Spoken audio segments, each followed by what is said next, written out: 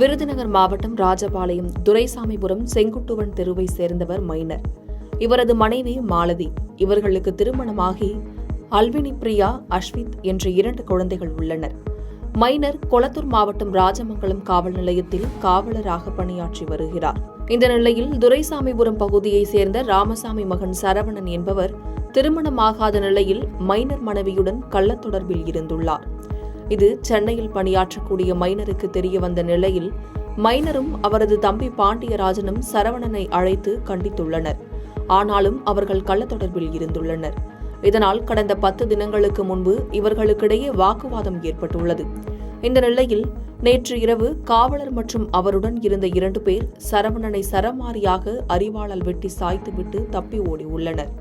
சத்தம் கேட்டு வந்த அக்கம் பக்கத்தினர் காவல்துறைக்கு தகவல் தெரிவித்ததை அடுத்து போலீசார் உடலை கைப்பற்றி ராஜபாளையம் அரசு மருத்துவமனைக்கு கொண்டு சென்றனர். அங்கு அவர் ஏற்கனவே இறந்துவிட்டதாக மருத்துவர்கள் தெரிவித்தனர். இதனையடுத்து இந்த கொலை வழக்கில் சம்பந்தப்பட்ட 3 குற்றவாளிகளையும் போலீசார் கைது செய்தனர். இந்த கொலை சம்பவம் கள்ள தொடர்பால் ஏற்பட்டிருந்தாலும் அந்த பகுதியில் மது மற்றும் கஞ்சா பழக்கம் அதிகமாக இருப்பதாகவும் அதை கட்டுப்படுத்த நடவடிக்கை எடுக்க வேண்டும் எனவும் பொதுமக்கள் கோரிக்கை வைத்துள்ளனர்.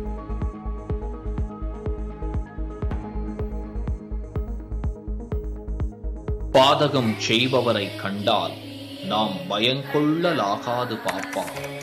மோதி மிதித்து விடு பாப்பா, அவர் முகத்தில் உமிழ்ந்து விடு பாப்பா. அண்மை செய்திகளை உடனுக்குடன் தெரிந்து கொள்ள இணைந்திருங்கள் இயம்நாடு